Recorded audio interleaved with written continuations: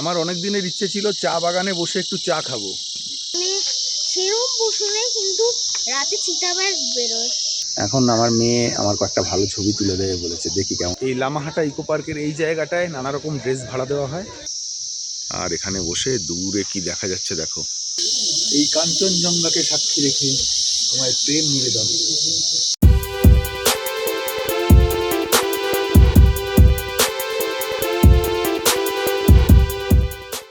Hello বন্ধুরা, চলে এসেছি পরের ভিডিও নিয়ে। গত ভিডিওতে কিন্তু আমরা দেখিয়েছি লামাহাটার তাগদা সংলগ্ন হোমস্টেতে আমরা এসে রয়েছি এবং সেখানে সারাদিন কি করলাম। আমাদের উত্তরবঙ্গ ভ্রমণের এবারের আরো দুটো ভিডিও আগেই আমরা দেখিয়েছি।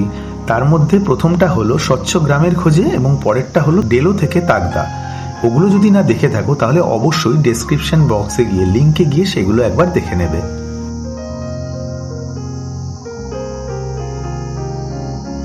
আজ উত্তরবঙ্গ ভ্রমণের তৃতীয় দিন। লামাহাটার হোমস্টে থেকেই দেখা যাচ্ছে স্লিপিং বুদ্ধা। দেখো, হোমস্টের রুমে বসেই আমরা দেখতে পাচ্ছি এত সুন্দর কাঞ্চনজঙ্ঘা, যেটাকে বলা হয় স্লিপিং বুদ্ধা।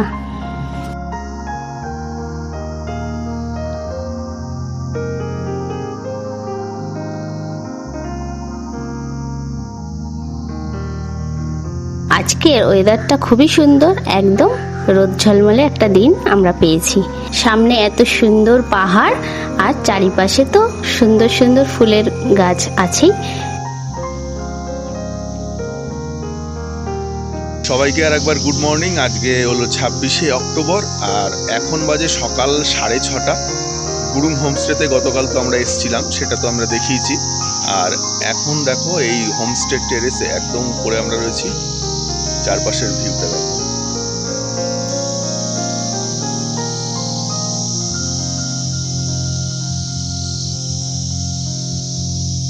গতকাল এখানেই বসে আমরা রাতে আড্ডা দিয়েছিলাম।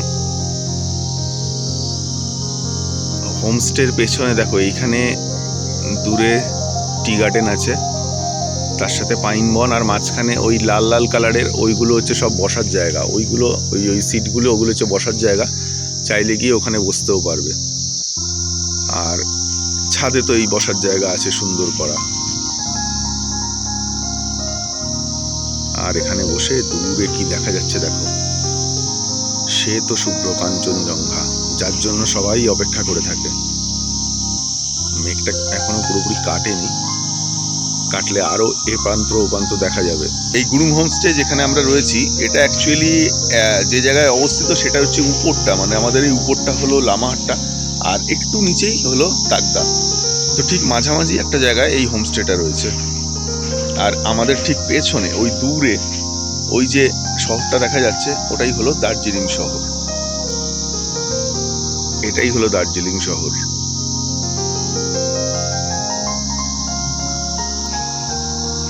এই হলো সেই কাঞ্চনজঙ্ঘা, যার অমোঘ আকর্ষণে আমরা সবাই ছুটে আসি বারবার। আরেকটা জিনিস দেখো, নিচে এই মেঘগুলো কি সুন্দর লাগছে না?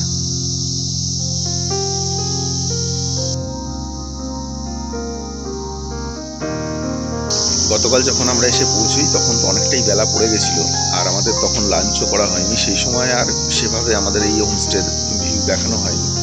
এখন সকালবেলায় দেখাই দেখো কেমন লাগছে আমাদের এই হোমস্টেটা আর আশেপাশের পরিবেশটা দেখো।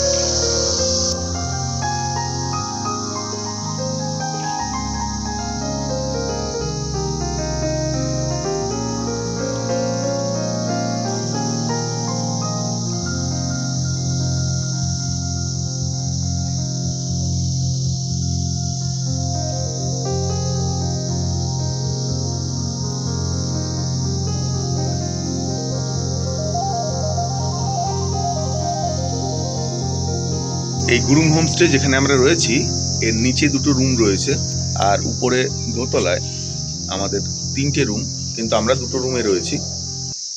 আর একটা রয়েছে ডাইনিং কিচেন। বেশ ভালোই ব্যবস্থা, খারাপ না, ভালোই।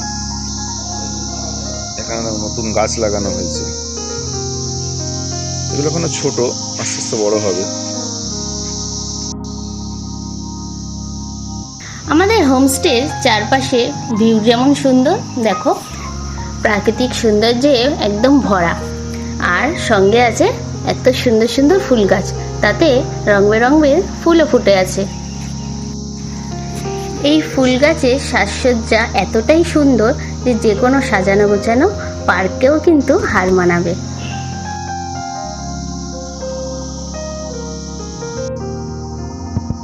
সকাল সকাল চা চলে এসছে, আর এই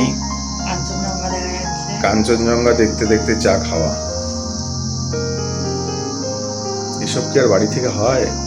কিরে, বাইরে কি দেখা যাচ্ছে? দেখেছিস? ঘুমাচ্ছে, ঘুম থেকে ডেকে তুললাম যে ওঠো, কাঞ্চনজঙ্ঘা দেখা যাচ্ছে।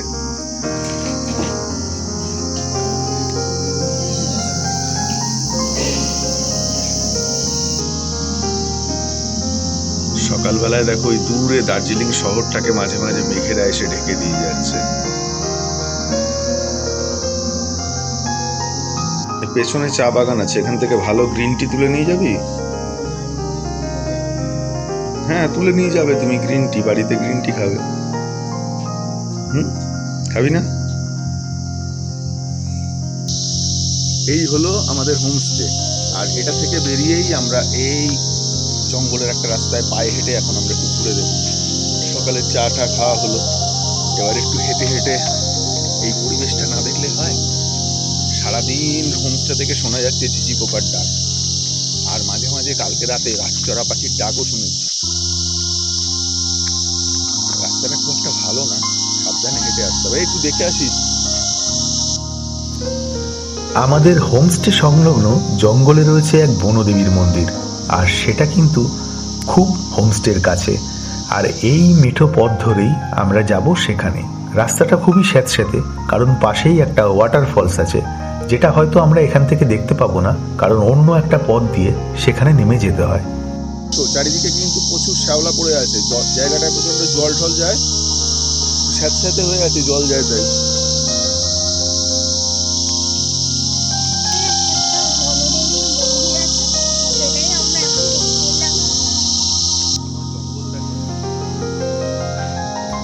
আমাদের গুরুম হোমস্টের একেবারে পাশেই দুপা এগিয়েই যে এত ঘন জঙ্গল, তা ভেতরে না এলে একেবারেই বোঝা যাবে না।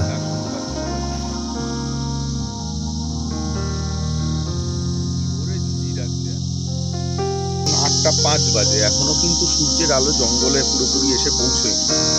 এদিক ওদিক থেকে হালকা হালকা আলো আসছে এই পাশটায়, কিন্তু এদিকটা পুরোপুরি অন্ধকার।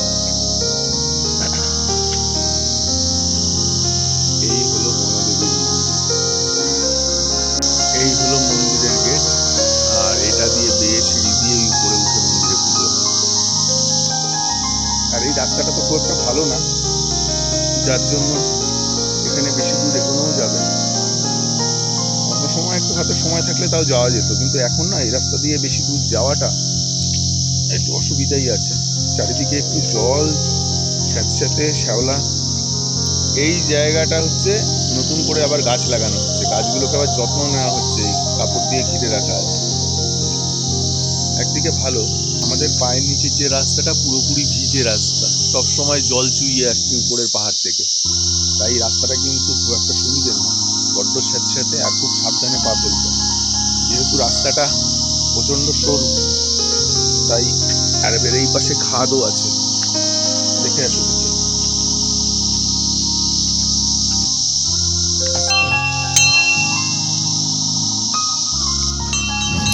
হোমস্টের সামনেই কিন্তু বনদেবীর মন্দির আছে, তাই একদম ফ্রেশ হয়েই চলে এসেছি আর দর্শন করে নিলাম।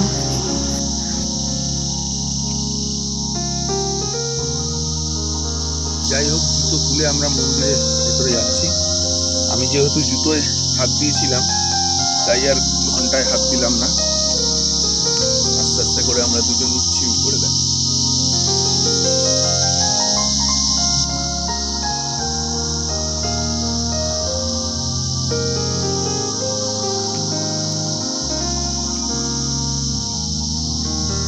অনেকটাই চড়াই সিঁড়ি উঠতে হবে। মেয়ে উঠে আসছে আর আমি অনেকটাই উঠে এসেছি।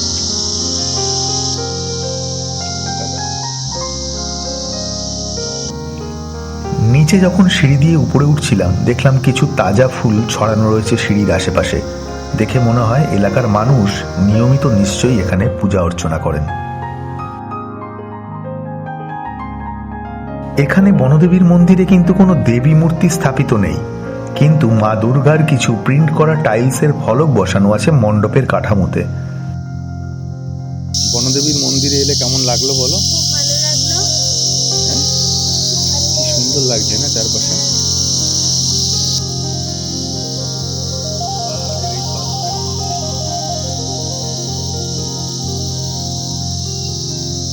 পাহাড়ের এই অফবিট জায়গাগুলোতে এই ধরনের বনদেবীর মন্দির বা এই ধরনের পরিবেশটা বড়ই সুন্দর লাগে আমাদের, কারণ এখানে এই নির্জনতা প্রকৃতির মাঝে যেন ঈশ্বর সাধনার আদর্শ জায়গা। আর একটা জিনিস বলে রাখি, এই বনদেবীর মন্দির থেকে কিন্তু দূরের কাঞ্চনজঙ্ঘাটা বেশ পরিষ্কার দেখা যাচ্ছে, কিন্তু পাইন বনের ফাঁক থেকে অল্প অল্প দেখা যাচ্ছে বলে আমাদের এই ক্যামেরায় সেভাবে তোলা গেল না আর কি, তুলতে পারলাম না, কারণ গাছগুলোই দেখা যাবে, সেটা সেভাবে এক্সপোজারটা অ্যাডজাস্ট হবে না। মন্দিরে প্রথমে ভেবেছিলাম ওটা হবে কি হবে না, যেহেতু জুতো খুলতে হবে, পরে জুতো খুলেই উঠলাম খালি পায়ে। একটা জিনিস ভাবছিলাম যে এখানে যোগ থাকতে পারে, কারণ বেশি দূর নেই লোলেগাঁও মানে লোলে শব্দের অর্থ যোগ, সবাই জানে এখন। অনেক আগে এসেছিলাম লোলেগাঁও, প্রায় 20 বছর আগে, তখন আমাদের কিন্তু সত্যিই জুতোয় যোগ লেগেছিল। এখনো কিছু ফটো আছে, তার যোগের ছবি নেই, আমাদের সেই সময় ঘুরতে আসার কিছু ফটো এখনো আমার বাড়ির অ্যালবামে আছে। চেক করে নিই যোগ লেগেছে কিনা।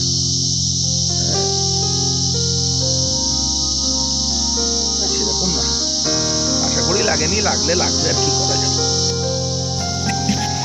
যারা প্রাকৃতিক সৌন্দর্য ভালোবাসো তাদের কাছে কিন্তু এই জায়গাটা, এই হোমস্টেটা ভীষণই ভালো লাগবে, কারণ এতটাই সুন্দর চোখে না দেখলে বিশ্বাস করা যায় না।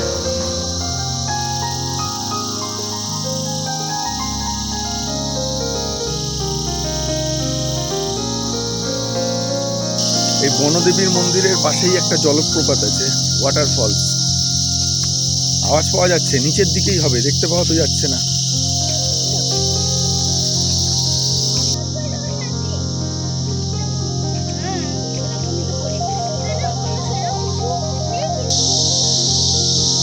এই অফবিট জায়গাগুলোয় আসার একটাই উদ্দেশ্য, এরকম নির্জন জায়গায় ঘুরে ঘুরে দেখা। এর পেছনেই আমাদের হোমস্টে, আর এই সুন্দর রাস্তা দিয়ে আমরা এক্ষুনি যে বনদেবীর মন্দির দেখে এলাম, তা কিন্তু এক কথায় অসাধারণ, একেবারে ফাটাফাটি। বনদেবীর মন্দির থেকে বেরিয়ে এসে এই ভিউটা পেলাম একেবারে সামনে। আর এই হলো আমাদের হোমস্টে। এখন কিন্তু নিচে আমাদের গাড়ি চলে এসছে, এবার আমরা এখান থেকে লামাহাটা ইকো পার্ক আর তাকদা টি গার্ডেনে যাব। ওখানেও অনেক ফটো তোলার আছে, অনেক কিছু দেখার আছে। যে গুরুম হোমস্টে আমরা রয়েছি, এটা কিন্তু লামাহাটাতেই রয়েছে, এই জায়গাটা লামাহাটাই, কিন্তু এখান থেকে তাকদাটা কাছে, মানে লামাহাটার মেইন যে পয়েন্ট, মানে লামাহাটা ইকো পার্ক বা লামাহাটার যে মেইন যে আমরা যে জায়গাগুলো ঘুরে দেখি, সেই জায়গাটা এখান থেকে বেশ দূরে, আর নিচে তাকদাটা এখান থেকে কাছে, অর্থাৎ লামাহাটার মধ্যে এটা হলেও তাকদা আর লামাহাটার প্রায় মাঝামাঝি জায়গায় আমাদের এই হোমস্টেটা।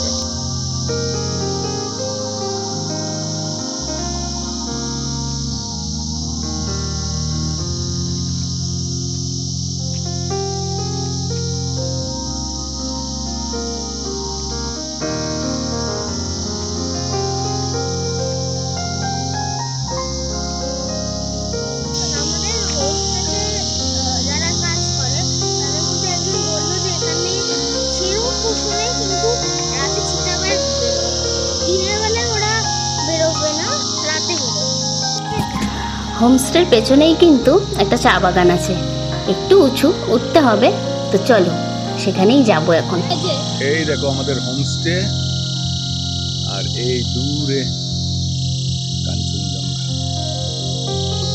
আমার অনেক দিনের ইচ্ছে ছিল চা বাগানে বসে একটু চা খাবো, তাই এবারে সেই ইচ্ছেটা পূরণ হতে চলেছে, কারণ এখন আমার হাতে আছে চায়ের কাপ, আর আমার ঠিক ডান দিক বাদিক চারিদিকে কিন্তু চা বাগান। এই গাছগুলোই হলো চা গাছ, আর এই পেছনে পুরোপুরি টি গার্ডেন। একটা কাপ নিয়ে চলে এসছো, মানে চা বাগানে একটু বেশি সময় ধরে, চায়ের দেশে এসেছি, এক কাপ করে দেন। না একটু বেশি সময় ধরে যাতে এখানের ফিল নেওয়া যায়, সেই জন্য আর একটা এক্সট্রা কাপ নিয়ে আসা। চাটা বেশ ভালোই।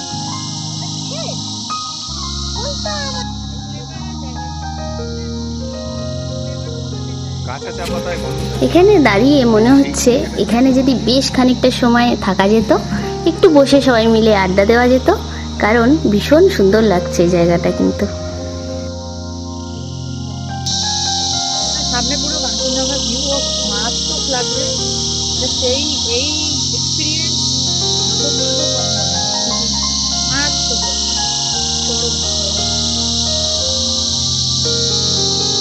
এইটা হলো আমাদের হোমস্টে, এই নিচে। ওখান থেকে আমরা উপরে উঠে এসেছি একটু চা বাগানে, আর এই পেছনে হোমস্টের সাইডের ভিউ দিয়ে দেখ। বেলাটা তো অনেকটাই বেড়েছে, আর তার সঙ্গে রোদের ঝলমলে এই সুন্দর স্লিপিং বুদ্ধাটা কত সুন্দর আরো দেখা যাচ্ছে না? চলো এবার নিচে যাওয়া যাক। এবার ব্রেকফাস্ট করে নিয়ে আমাদের বেরোতে হবে, কারণ এখনো আমাদের অনেকগুলো জায়গা ঘোরা বাকি আছে।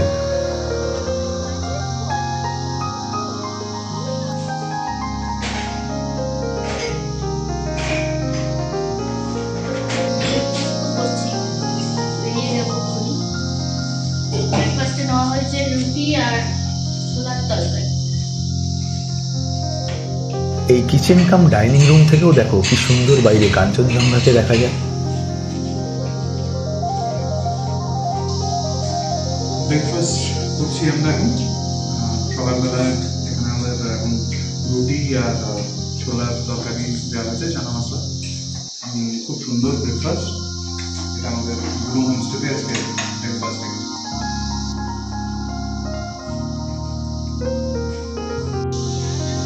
গুরুম হোমস্টেতে এসে এত সুন্দর প্রাকৃতিক ভিউ পাবো সত্যিই ভাবিনি, আর তার সাথে এখানকার চারিদিকে রংবাহারি ফুলের মেলায় সত্যিই সবার মন কেড়ে নিয়েছে। আর এই ফুলের মাঝে এসে আমার মেয়ে আমাকে একটা বিশেষ দায়িত্ব দিয়েছে। কি জানো, তোমরা এবার দেখো। এখন ছাদে যাওয়া হবে।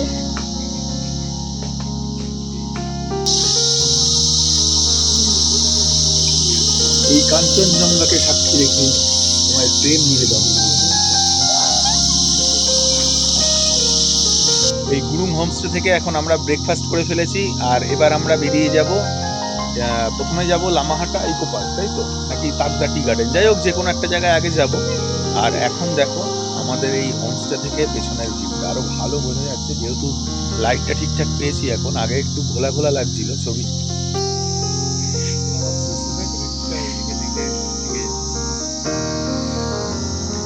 এই রাস্তা দিয়ে আস্তে আস্তে আমরা নিচে নেমে যাব। ওখানে গাড়ি দাঁড়িয়ে আছে, এই গাড়ি দাঁড়িয়ে আছে, আর এই রাস্তা দিয়ে নেমে যাবে। এই রাস্তা দিয়েই আমরা নেমে এলাম, আর এখন এই গাড়ি এই সরু গ্রামের রাস্তা দিয়ে নিচে নেমে যাবে। আসলে আমাদের বাসস্থান, কর্মস্থান সবই শহরে, প্রচুর কোলাহল। সেই সব ছাড়িয়ে আমাদের মাঝে মাঝে এইসব জায়গায় এসে একটু প্রকৃতির মাঝে কয়েকটা দিন কাটিয়ে গেলে মনটা একটু অন্যরকম হয়ে যায়। আর ঠিক ফেরার সময় মনটা ততটাই খারাপ। ব্রেকফাস্ট করে গ্রুম হোমস্টে থেকে আমরা চেক আউট করে এখন বেরিয়ে পড়ব। আমাদের নেক্সট গন্তব্য হচ্ছে আমরা যাব তাগদা টি গার্ডেন, সেখানে ঘুরবো, তারপরে যাব লামাহাটা।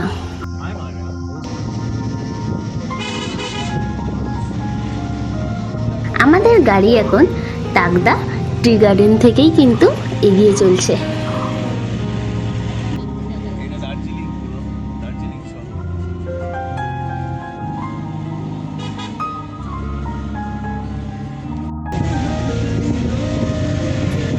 আমাদের গাড়ি এবার যত এগোচ্ছে দুপাশের প্রাকৃতিক দৃশ্য ততই বদলাচ্ছে ধাপে ধাপে। এখন দুপাশে দেখো শুধুই চা বাগান, মাঝে মাঝে দূরে দূরে বেশ কিছু পাইনের বন। আমাদের গাড়ি এখন তাগদা টি স্টেটের মধ্যে দিয়েই চলেছে।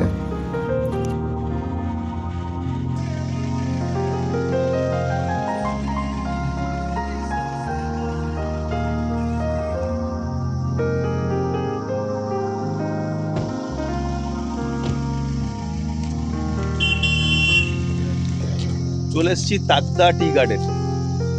এই পুরো জায়গাটাই তাগদা টি গার্ডেন।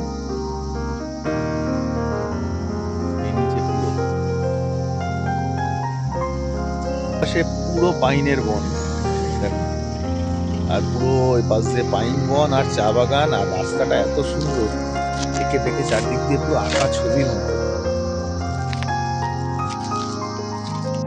ওই দূরে পাহাড়টার মাথায় দেখো মেঘেরা কিভাবে খেলা করছে।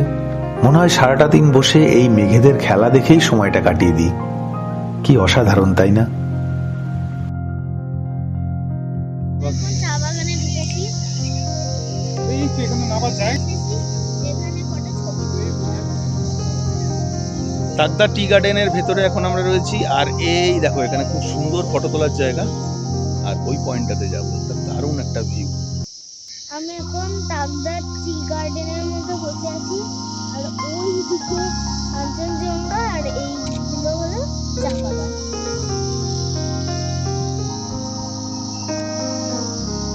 এই জায়গাটা কি সুন্দর, দেখো, হাওয়া দিচ্ছে।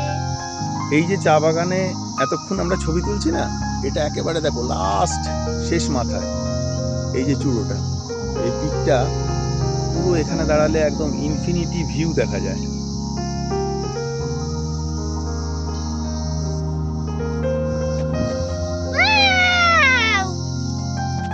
ফটো তুলেছো? হ্যাঁ, ভালো হয়েছে ফটো? হ্যাঁ। এখানে এসে ফটো তুলতে খুব ইচ্ছে করছে, তাই তো? আমার দুটো ভালো ছবি তুলে দাও। হ্যাঁ, এখন আমার মেয়ে আমার একটা ভালো ছবি তুলে দেবে, বলছে দেখি কেমন ভালো তোলে। তাগদার এই চা বাগানের একদম শেষ মাথায় আমরা বসে আছি, দুজন একেবারে শেষ মাথা। এর নিচে একেবারে অনেকটা ঢালু জমি, আর সেখানেও চা গাছ আছে, কিন্তু পুরো ঢালু খাদের মতো।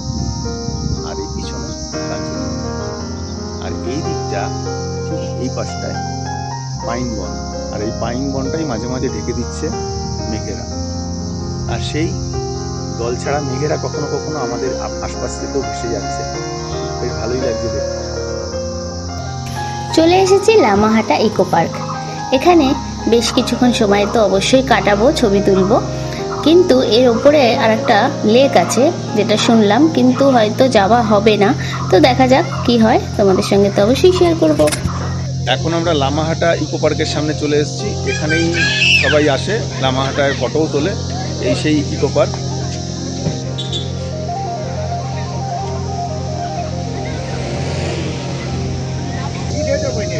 লামাহাটার এই ইকো পার্কটা সকাল 8টা থেকে বিকেল 5টা অবধি খোলা থাকে। আর 10 বছরের উপর সবার পুরো টিকিট লাগে, 20 টাকা করে টিকিট। তো 10 বছর হয়নি তো টিকিট লাগবে, টিকিট লাগবে কেন? 10 বছর সত্যিই হয়নি, দেখা যাক।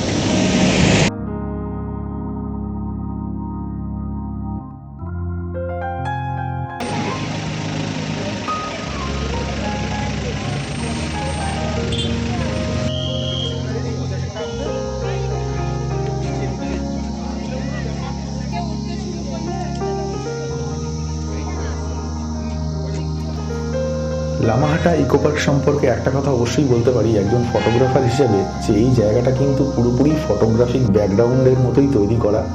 মানে এটা নেচার তৈরি করে দিয়েছে, কেউ তৈরি করেনি। আর সেখানে যে কোনো জায়গায় মানে একটা সাবজেক্টকে মানে ক্যারেক্টারকে দাঁড় করিয়ে ফটো তুললেই দারুণ ছবি হবে।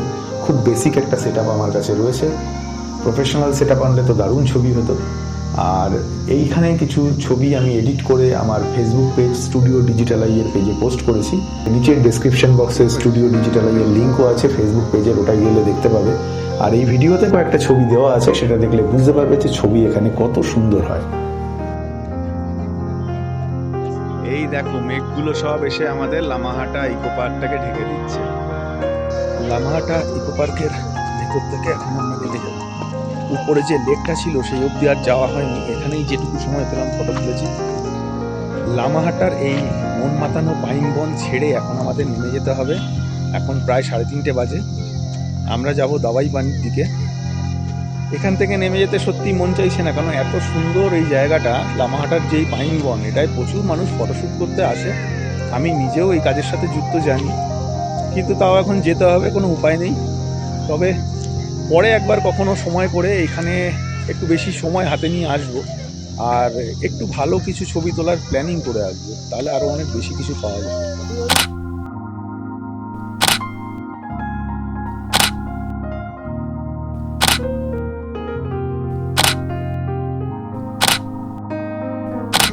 সিলেটটা আর যাওয়া হলো না, কারণ সময়ের ভীষণ অভাব।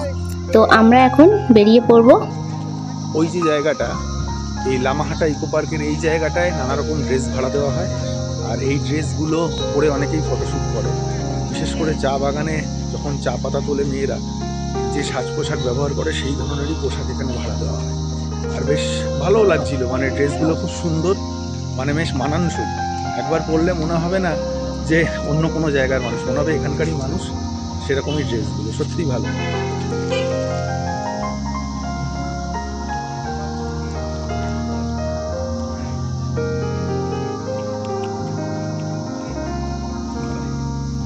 লামাহাটা থেকে এখন আমরা যাব দাবাইপানির দিকে, সেখানে থাকবো অন্য এক হোমস্টেতে। আর সেখান থেকে কিন্তু আমাদের দার্জিলিংয়ে যাওয়ারও একটা প্ল্যান রয়েছে, তবে সেগুলো সবই দেখাবো আগামী ভিডিওতে। আমাদের এই ভিডিওগুলো তোমাদের কেমন লাগছে অবশ্যই কমেন্ট বক্সে জানাবে। তো অবশ্যই দেখতে থাকো ভিডিওগুলো, ভালো লাগলে লাইক কমেন্ট করো। আর যারা এখনো চ্যানেলটিকে সাবস্ক্রাইব করোনি, অবশ্যই রান্না আড্ডা চ্যানেলটিকে সাবস্ক্রাইব করে রেখো। আজকের মতো